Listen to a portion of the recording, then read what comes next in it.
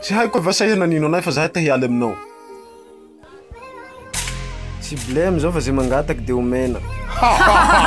Tsy mpivavaky, eveny katolika ito imbena. Katolika ka manino?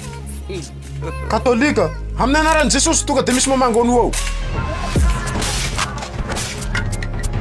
Iha, maty. Yaho manambara amitoa.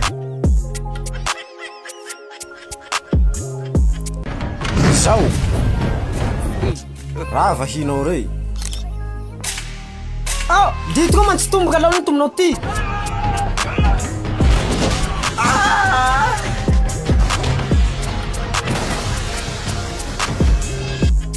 Alaonareo bakao, katolika nareo toy.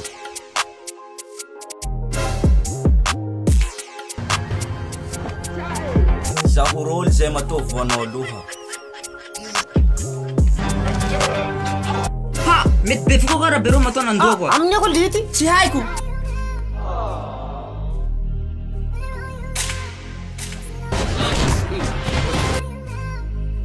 Engako lity. Tsy aby zay.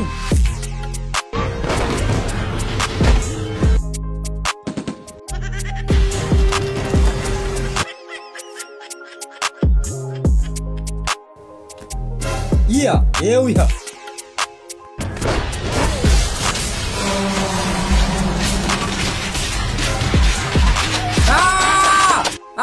Nani si tahazara ni hartsika. Miala tsubeta miala. Pasinjusi utiti wavaonama. Laia de wafakia susura.